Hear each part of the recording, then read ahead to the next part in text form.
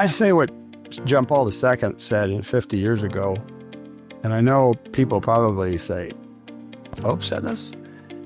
If you're a Catholic, be a good one. If you're evangelical, be a good one. If you're a Protestant, be a good one. If you're a Muslim, be a good one. If you're a Jew, be a good one. If you're a Mormon, be a good one. That's what we need to do. If we follow our faiths, and I know they're very different, at least we have faith. I so enjoy here in New York, you have so many Orthodox Jews, and I sit down and they always want to talk about the Catholic faith. And I want to tell them, sometimes they don't even know their own faith, some of them.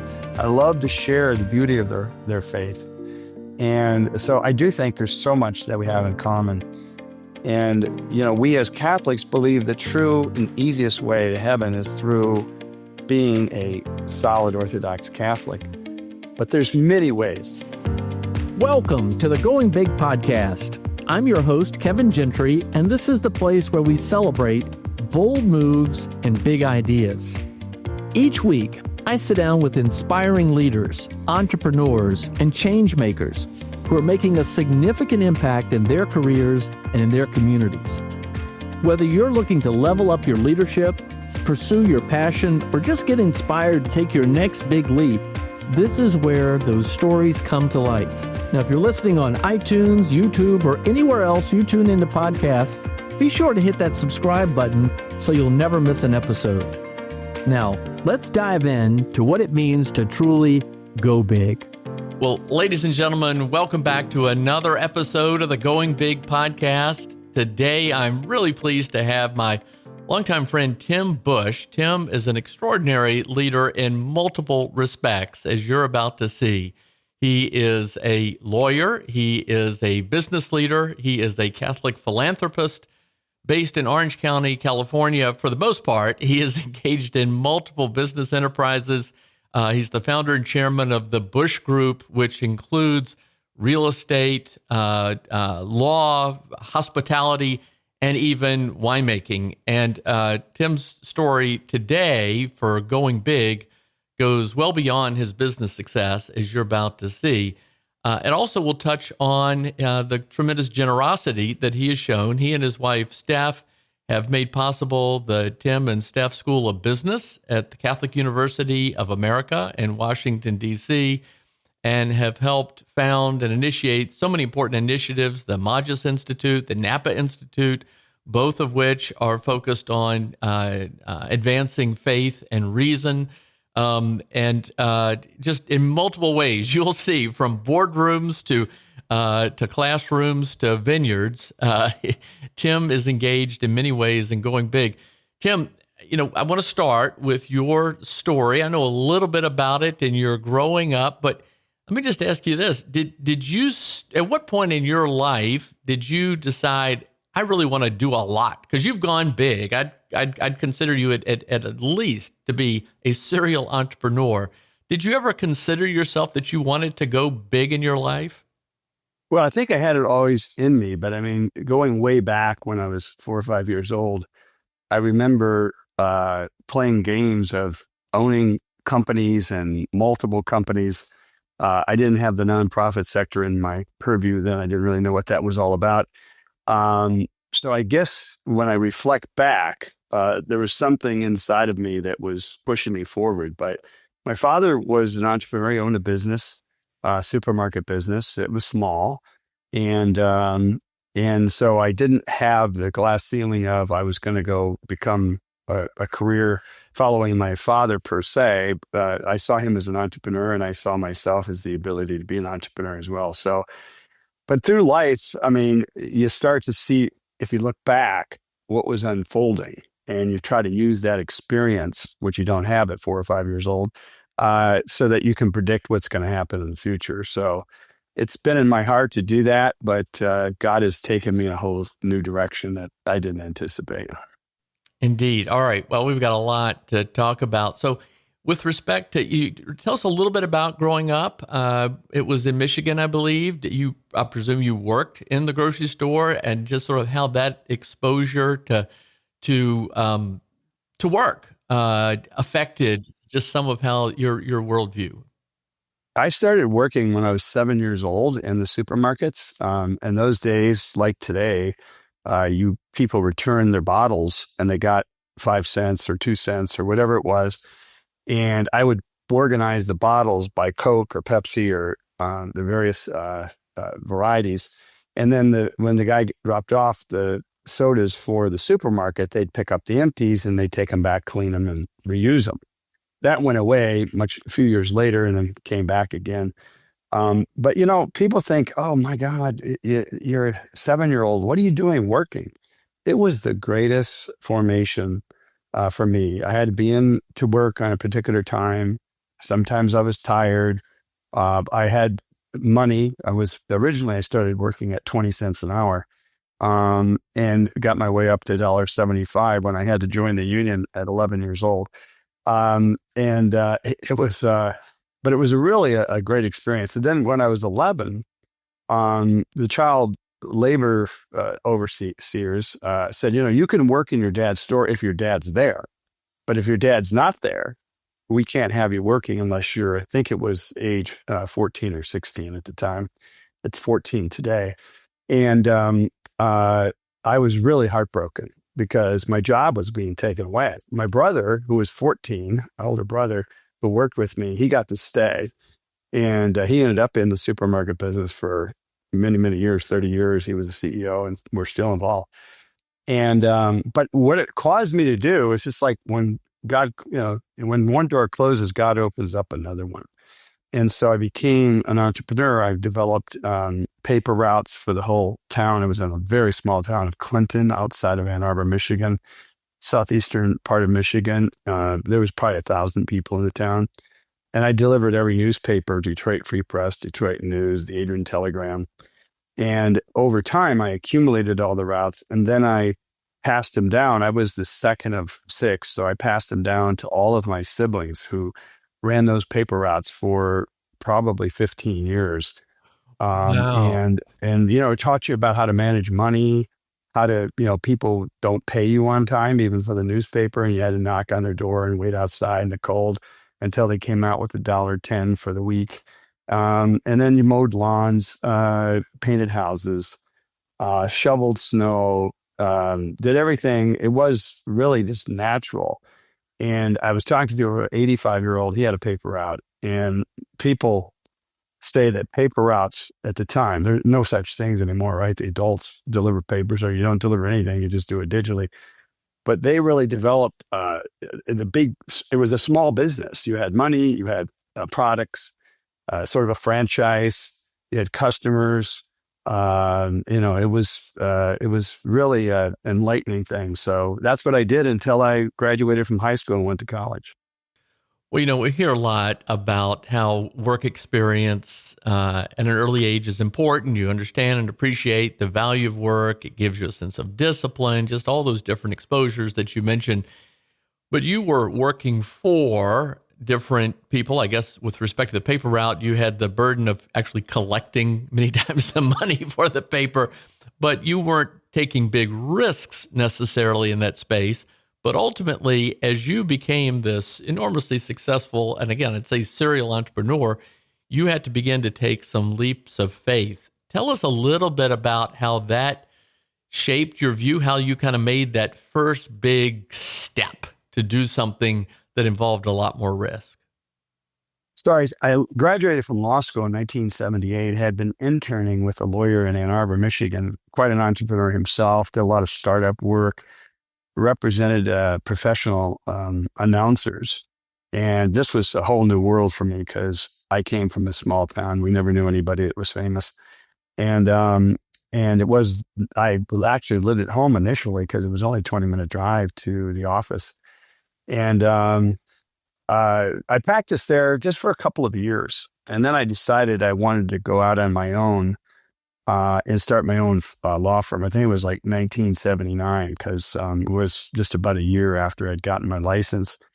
That was a pretty scary move. I really didn't have a lot of money. My father was not the kind that, he didn't pay for our education. He just thought, you got to do it on your own.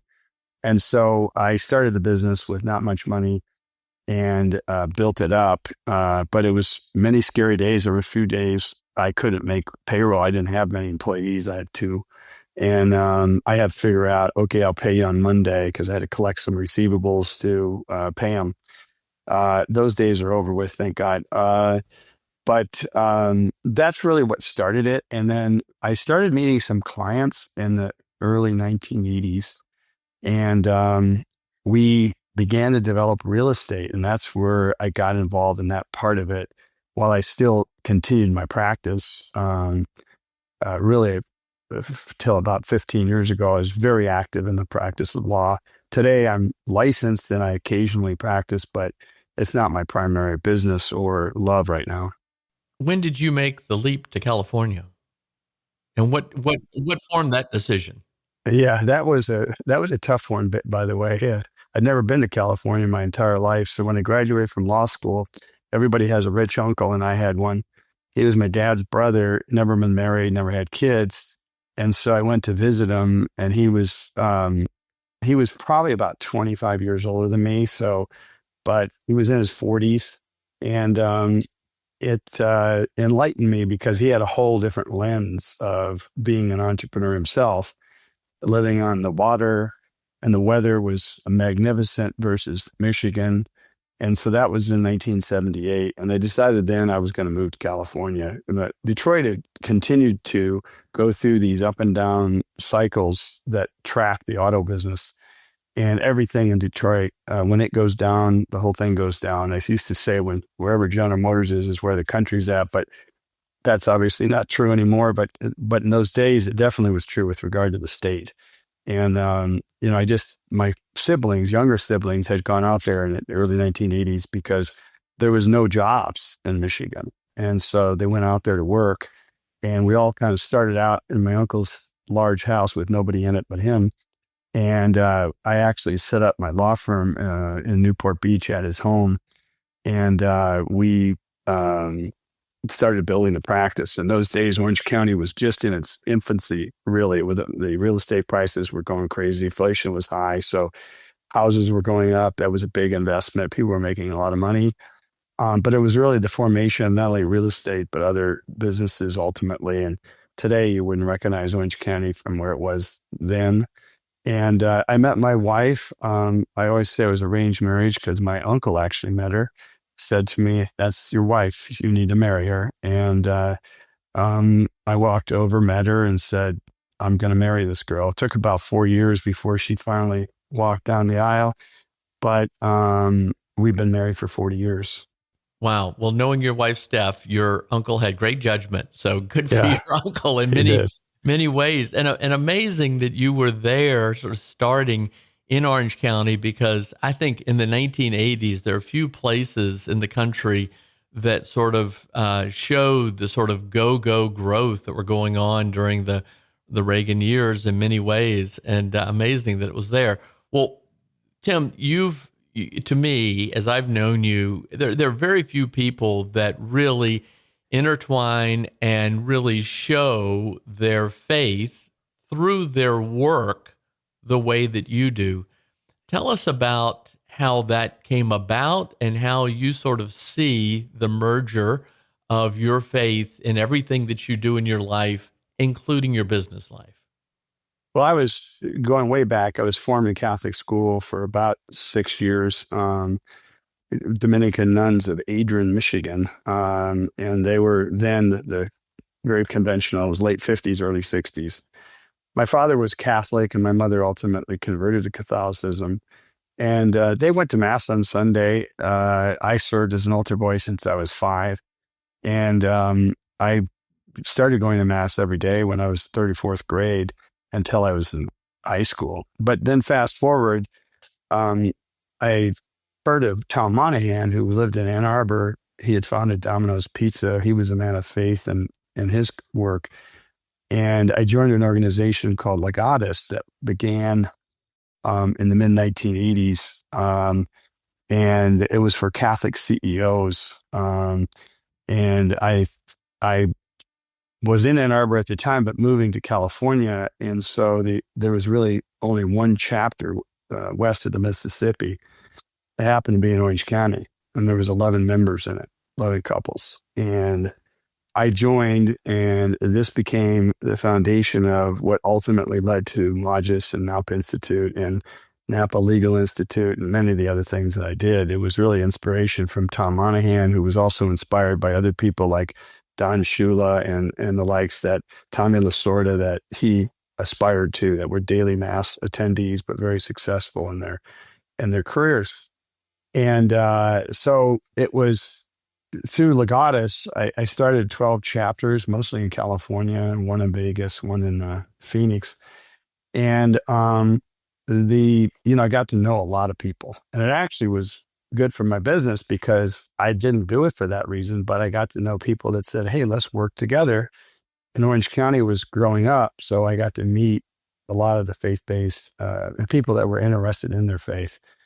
And through that, later in 2010, I started the Napa Institute. In 2002, earlier, I'd started Magis with Father Spitzer. But I met Father. He was a national chaplain for Legatus. And so we became friends and have stayed together for 25 years. We met in 2000, and just people kept going into my paths, and I saw an opportunity to maybe enhance their experience and mine. And then gradually I realized that we're just missing it. We're hiding our faith from everybody because it's politically correct instead of leading with faith, which is what everybody wants.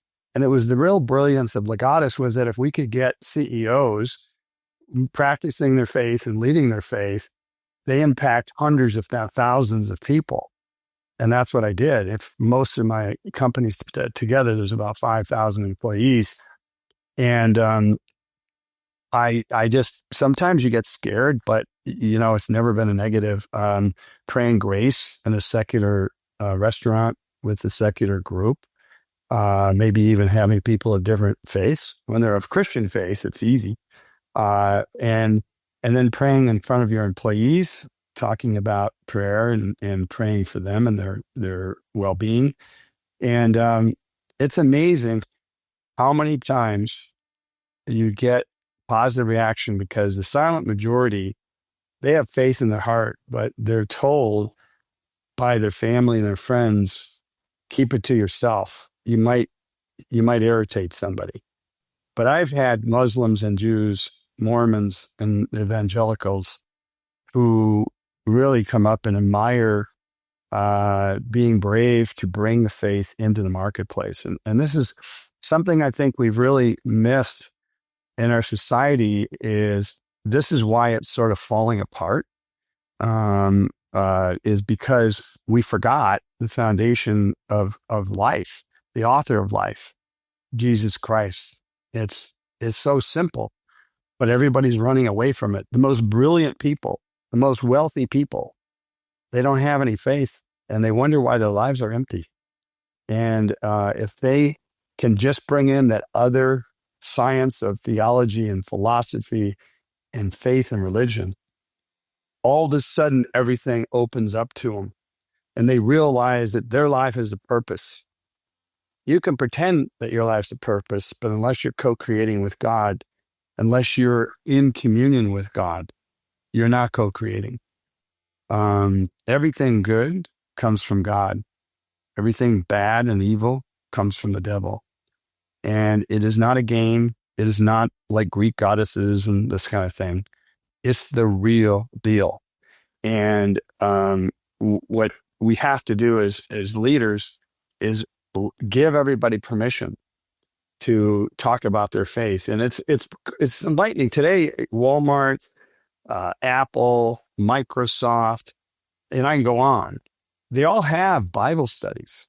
We have a guy on the Busch School Board of Visitors that works in artificial intelligence with Microsoft, who I think he's in Melkite as well, but he has a regular Catholic mass once a month at the Microsoft corporate headquarters in Redmond.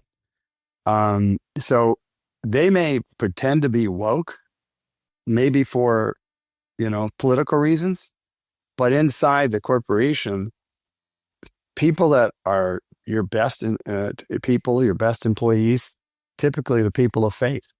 That's why they're good. They have their constitution is aligned with God and to avoid evil. So I really, if anybody takes anything out of this, don't hide your faith. Be who you are. You will be much more happy, and God will be more aligned with you, because if you deny God, why shouldn't he deny us? And that's in the Bible. Well, Tim, thank you for your willingness to speak out, your willingness to lead in this manner. And this is another big reason I wanted you to have. Just this in and of itself is a big aspect of really going big in a meaningful and purposeful way. But I don't want to dig into that and some other aspects of it, because you do so many different things tied to your faith. Let's go a little bit deeper into your experience with Legatus and Tom Monahan, and how that has brought you to this point today of founding and helping to grow these very significant institutions, Magis and certainly the Napa Institute. Tell folks a little bit more about them, what your vision is for that, and then how all of this, you help sort of grow and build this. Because I think everybody listening is looking not only for inspiration, but for ideas and insights from people like you who've done it in a way that they may think about doing something in a similar manner. I start with the Bible scripture, which if I was a bishop and I needed to put a Bible scripture on my insignia, which I don't, it would be Duke and Altum. Jesus said, put out into the deep. And, we're always doubting ourselves. Some of that comes from the devil. And when you put out into the deep, you surrender to God's will, not yours. All of a sudden, other things happen. Steph and I, over 33 years ago, started a Catholic elementary school for our kids. Today, it's thriving. 700 students are getting a Catholic education. It's not just Catholics. It's about half Protestants or people of other faiths. Then it led to a high school, and it's got 1,300 students and co-ed. And again, what would cause me to do that? I was in a Catholic school for 6 years, and I was asked to leave because I didn't belong to the parish, and the class sizes were 65, and they wanted to get it down to 45. That's kind of a joke today, because if you put one student over 25 in a class, families go nuts. And then obviously the Catholic University, which is another story we can talk about later. But all of these things, you become God's soldier. And yes, he gives you the ideas, and he gives a lot of people ideas, and some people act on them and some people don't. And the Napa Institute, I just wanted to have a conference at a hotel I owned up in Napa. I thought it would be cool. I had a chapel, and the first year I got 150 people, and they came up to me and they were on fire. They were just so excited. They couldn't believe what they had just experienced. I didn't even know what they were talking about. And I realized it was the Spirit telling me, this is the beginning of something really big. And they told me this. They out of their voices. I go, no, it's not. This is just a conference. No. We got to do this every day. We got to take this and move it into something bigger. I don't know where they were coming from. I went home. I thought about it. I prayed about it. And then over time, over the last 15 years, Napa has events going on almost every day. This week, I have 4 events here in New York City. Last week, we're in Miami. So we've done a lot in that world. So the point is, I don't know where I'm going. Everybody goes, tell me where you're going. I don't know where I'm going. I don't know how I got here. I just keep moving forward. And I see now the Lord is giving me some vision. You got to put my church back together. We're not going to let society fail. And the way we succeed is we start by renewing the culture and then transforming the church. That's our tagline. And so I think Napa is going to be wrapping its arms around young people, young priests, religious sisters, successful, affluent business people, people of all walks of life, and bringing them into realizing that faith is everything. And God has put me in front of some of the most wealthy people in America. And I'm sure he'll put me in front of others. And the first thing I lead with is my faith, because that's the only reason I'm there. Why else am I there? And so I know it's very hard to get through that hard shell of people that have been successful. They resist it. They don't want it. They just want to go on the way they're going on.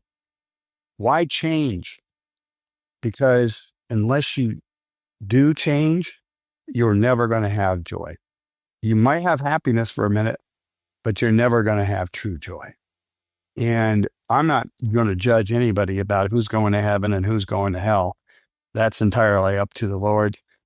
But I sure think the path on a devout religious life is not a bad way to go, because it's very dangerous if you don't engage the Lord. You can get off track. Very few people can stay on track without faith. I'm not saying they aren't going to end up in heaven. I hope they do. The mercy of God is infinite. But we need help. There's people that are hurting out there, and sometimes they don't even know why.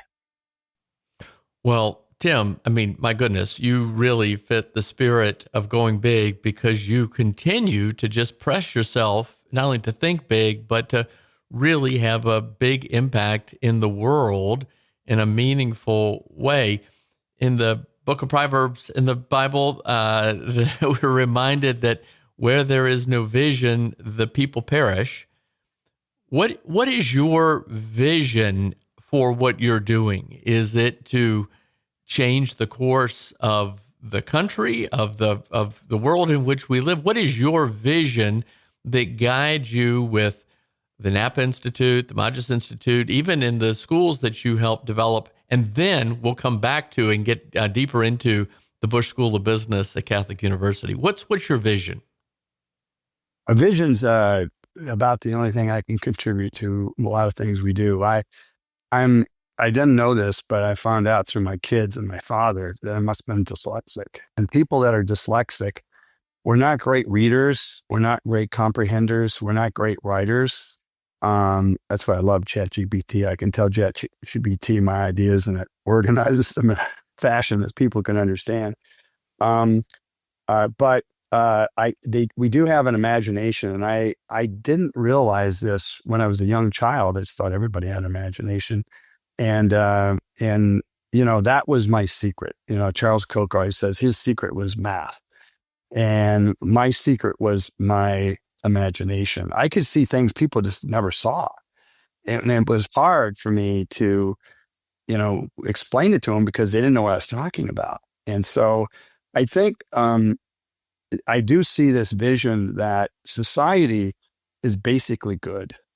And just as you can lose freedom in one generation, you can regain freedom and faith in one generation. And I believe, I'm 70 years old. Most people would be hanging it up right now. God's given me health. He's given me energy. He's given me excitement. And I'm not stopping. And I am inspired by people like Charles, who's 90 years old, and he's got more energy than anybody. Tom Monahan, who's 88 years old. So I think we got to stop talking about numbers and start just moving forward until God decides to take us out of the game.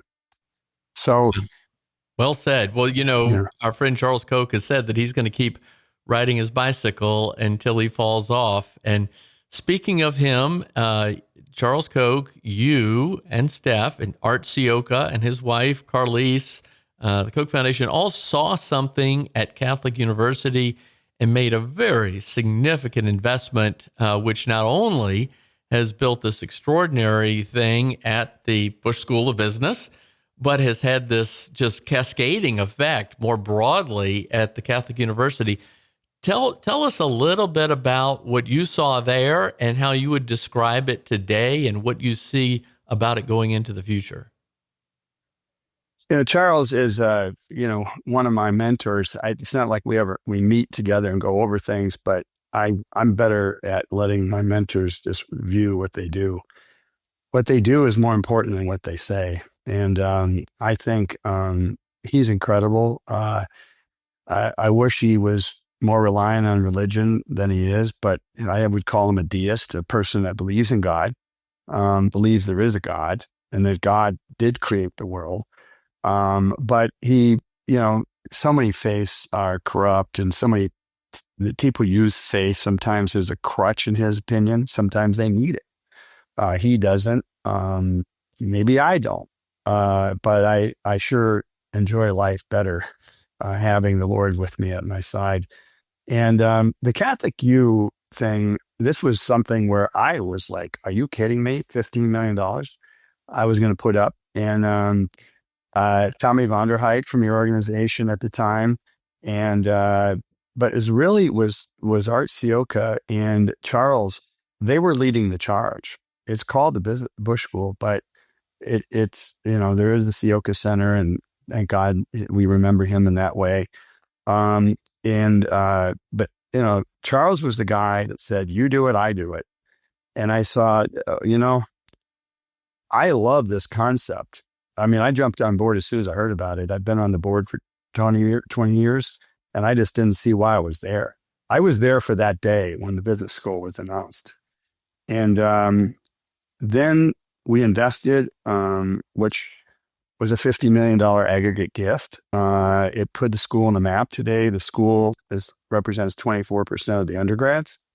It didn't exist 9 years ago, 10 years ago. But the $50 million gift, which were the three largest gifts in 130 years to the university, triggered $450 million of additional gifts. Wow. Because they saw that smart money was investing in Catholic U. And so it must be going okay. And to this day, they continue. A guy named Bill Conway from Carlisle made an $80 million gift to build a nursing school. And he goes, I want to build a building that looks exactly like that business school over there. And so he did. Right next door, he built a twin building. One was built in 1917 and one opened in 2022. And they look identical, except for his has got cleaner stone. I got to get our stone cleaned up. And he's got one of what will be the greatest nursing school because he's so passionate about nursing schools, not only there, but throughout the country. And who knows? Cardinal O'Malley, most of the cardinals and bishops of America, I would say 50% of them, have a degree, an advanced degree from Catholic U. And that's why Catholic U was built in 1887 by Pope Leo XIII, the precursor to Pope Leo XIV, that we can talk later. He came over across the boardroom to me one day about 6 months ago, and he said, you know what? You don't show up, this school's out of business. And, it's I didn't know what I was doing. Charles didn't probably know what he was doing, but I told Charles that. We didn't show up, that school's out of business. And, we are the hope and the future of that school. There's other schools like nursing is coming right along, but there wouldn't have been any. There was a nursing school, but it was tiny. It would have never received that kind of investment unless and until, we got involved with the business school and people saw that it was worth saving. It was worth saving. And Catholic U is a pontifical university founded and by the Pope. No Pope has ever come to the United States or Washington in particular and doesn't visit this school because it's their school. And so Francis was there in 15. Benedict was there in 8. Pope Leo will be there next year, I'm sure, in the fall, if he goes to address the United Nations. So it's a very important university, but it's gone through its ups and downs. It's on the upswing right now. And I'm very excited about where it's going to go. Well, good for you. I was just at a program there recently that Professor Jack Yost had led in the evening. It was great to be there on campus. And of course, Andreas Whitmer does extraordinary work as part of the Sioka Center for Principled Entrepreneurship. Lots of good and exciting things going on. Thank you. Thank you again for so many aspects of leadership and how you literally step out in faith on these efforts. Tim, you just touched on a number of things. You have obviously concerns about the nature of society today and where things are headed, and you're stepping forward again in leadership. You're thinking big, you're going big. How do you see the future? How do you see the world ahead with this new pope, your optimism that you have in the church, in society? Just sort of give us your sense about how we should be thinking about the future. Well, people probably don't realize this, but our faith, the Catholic Church, was founded by Jesus Christ. I think people know that, and he did it in a very unusual way as we look back. But it's the only organization in the history of the world that has lasted for 2,000 years, and it isn't because of the geniuses that are running it. No offense to any of them. But we're all human beings born with original sin. And the devil focuses 100% of his focus on trying to destroy the Vatican, trying to tempt the citizens of the Vatican, the leaders of the Vatican. And we've seen this corruption throughout centuries, but never has the church stopped existing. And we have what's called the magisterium. That's the teachings of the church. It's best culminated in the Catechism of the Catholic Church. And people say, well, wait a minute, what about the Bible? Well, the Catechism of the Catholic Church has got footnoted all the way to the Bible, but the church also relies on church fathers, doctors of the church, to help interpret the Bible in the current times, but not the way they want it to be, the way God wants it to be. And no other faith has this. The Protestant faith, to some degree, has it in your church, the Anglicans. Of course, they were a direct spinoff of the Catholic Church when Henry VIII wasn't denied his second or third divorce by the Holy Father, and he decided to take over the church. Let's be honest, that's what happened. I mean, it isn't about the English people. It isn't about anything. It's about a king that, had 6 or 8 wives, whatever he had. And it's very remarkable. 500 years later, his successor, King Charles, is praying with the Pope. Hasn't happened in 500 years. He did it 2 weeks ago. He was conveyed a canon status at St. Paul outside the walls. Why? Because the English people pre-Reformation had their relationship with St. Paul outside the walls. And every king was a canon at St. Paul outside the walls. And my dear friend, Cardinal James Harvey, is the archpriest, the rector, if you will, the person in charge at St. Paul outside the walls. And he was there with King Charles to accept him there. Why is he there? It's 500 years. That's more to be revealed on that, because I have my suspicions, but I don't have any inside information. But if you go to the Muslim faith, there is no magisterium in the Muslim faith. There's the Quran. But the Quran, like the Bible, you can take either side of any argument and use the Bible or the Quran to try to support your argument. The Jewish faith the same way. They have the Old Testament, the Torah, but they don't have any predetermined teaching. It's different rabbis that go in different directions. You have Reformed, and then you have the Orthodox, and then you have the secular Jews. They're lost. The Lord did not give those faiths the Vatican and the church, and he didn't give it to the Protestants either.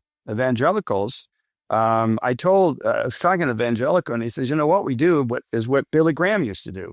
Every 5 years, we go and take all of the leadership on a retreat, and we talk about the issues of the today and what are the teachings of Christ on these issues. And I said, that's great. Here, I'm going to send you a catechism of the Catholic Church. Before you start your retreat, Everybody should read it. You don't need an offsite. It's all in there. By revelation, Pope John Paul II, then Cardinal Ratzinger, soon Pope Benedict XVI, and Cardinal Schönborn from Vienna wrote the Catechism of the Catholic Church in 1985. It's been modified just once by Pope Francis in regards to the death penalty. And there's no need to go anyplace else. It's all there. And the Christian faith would be well served to rely on that because it helps interpret the Bible for them. And it also incorporates church teaching. You know, when we did our ecumenical forum, Kevin, we recited the Nicene Creed. We also all agreed that the Apostles' Creed. What I didn't know is in the Reformation, Protestant sects did not abandon the fundamental creeds that is behind Christian faith. That is really good news because the Nicene Creed goes back 1,700 years this year. And so, you know, when you have that kind of formation, if you can just pay attention to the creed, we know what our faith's about. But then what happens is what's happened, unfortunately, with the Protestant faith is that each pastor and some bishops have decided to recreate the teachings of the Christian faith. We see this in the German Catholic Church. They're trying to do a synod on synodality within the German faith and trying to create their own magisterium. This is wrong. It needs to be shut down immediately, and it needs to be left where the Lord put it. He gave the keys to Peter. He didn't give them to John. He gave them to Peter. And Pope Leo is a direct successor of Peter without interruption. No heresy is going to convince me or anybody else otherwise. This is a direct successorship. And I'll just close as a long answer. I had the privilege of knowing Reverend Schuler in the final days of his life. And he was really behind Fulton Sheen. He became the biggest televangelist and ran an operation out of one church that was bigger than the whole Diocese of Orange where he was resident. And when I bought, on behalf of the Diocese of Orange, the Crystal Cathedral, I got to interface with him. And I realized he got it. He said, "You are my bishop," to the Bishop of Orange. "You are the successor of Peter. The Church of Peter is here to get my life's work. It's not going to my kids. It's going to the Church of Peter." I couldn't be happier. I never saw this coming. And he would have converted to Catholicism, but his family didn't want him to. And I get it. It would look like a scandal in the Presbyterian and the Protestant world. It wouldn't have been, but it would have looked like it. And he had tears coming down his eyes when I asked him, "Would you become Catholic?" And he said, "Could I?" I said, "Of course you can." And then that was the last I ever saw of him. They took him away from me. But I'm certain he and his wife, they died on the Triduum. One died 1 year, and Reverend Schuler died the next year. That's a big sign in the church. Very famous people die on the Triduum: Good Friday, Holy Saturday, or Easter Sunday. Mother Angelica, who founded EWTN, died on Easter Sunday. So it's just that's the way it works. Wow. Tim, this has been a really, really interesting conversation. As I said at the beginning, you've really gone big in multiple ways, and thank you. I want to draw this to a close, and I want to draw it to a close by asking you really the same questions that I almost always ask others.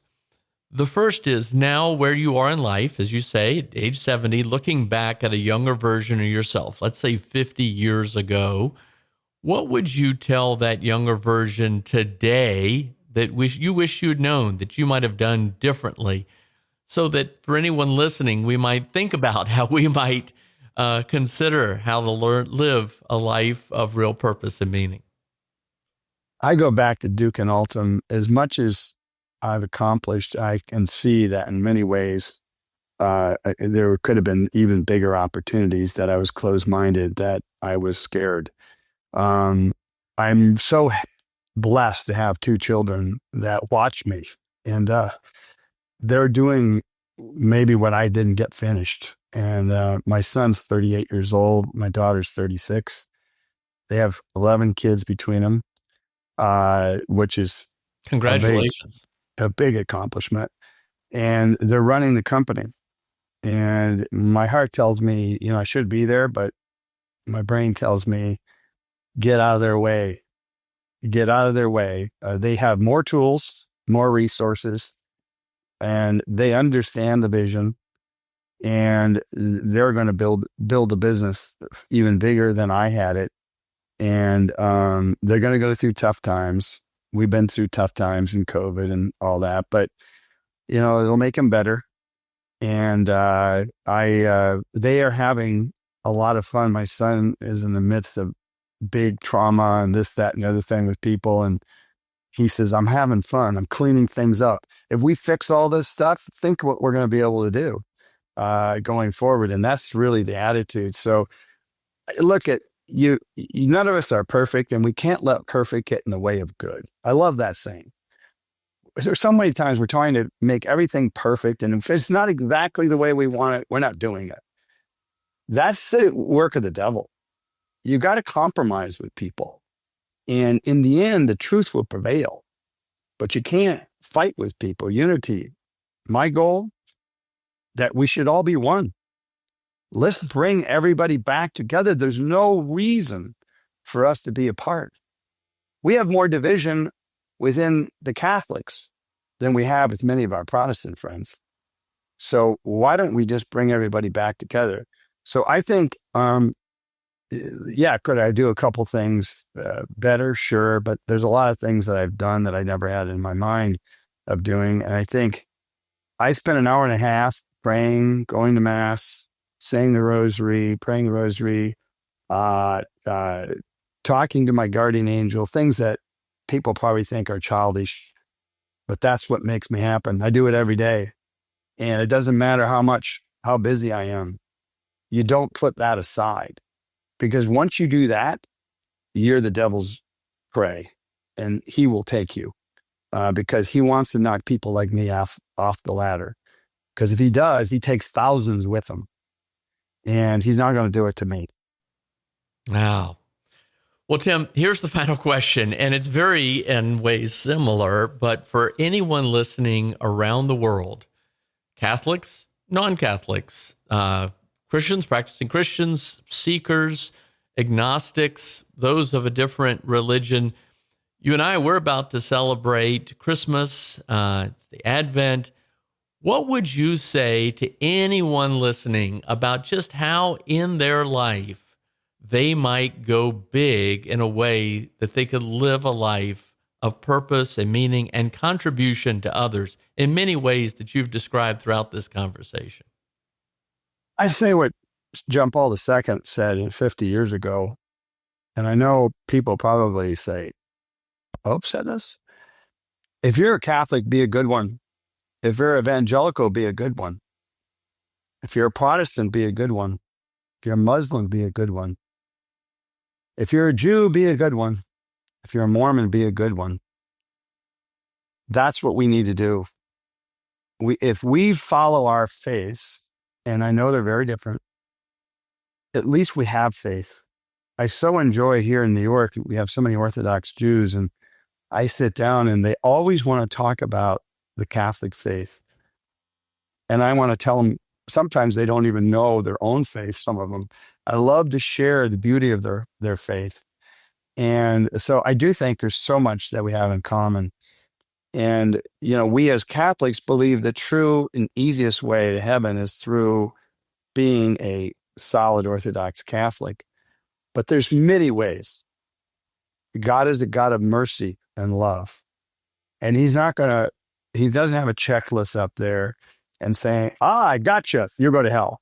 That isn't a God that is our God of Abraham, Isaac, and Jacob. That God is merciful.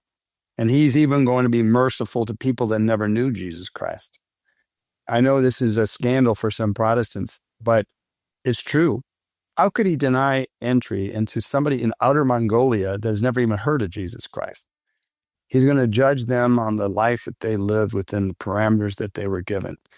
And this is the teachings of the Roman Catholic Church. We do not teach the only way to God is Catholicism. We don't teach that. We say the best way to God is through Catholicism, but there are many ways, and God will be there with us. So I tell everybody, embrace your faith. And if you don't have one, get one, because you're going to have a lot easier road to go with Jesus on your side, with the Lord on your side, with God on your side. Tim Busch, what a great pleasure and honor to be with you today. Thank you for your continuing dedication and leadership and the way you inspire others.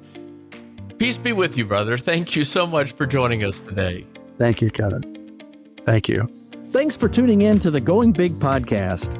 I hope today's conversation left you feeling energized and ready to tackle your biggest goals. Don't forget to subscribe and leave us a review on iTunes, YouTube, or wherever you listen to podcasts. It really helps spread the word, and it gets these inspiring stories out to more people. You can also find more content, resources, and updates at our website, goingbigpodcast.com. Remember, the only limits are the ones you don't challenge, the limits that you impose on yourself. Keep pushing, keep growing, and above all, keep going big. See you next time on the Going Big podcast.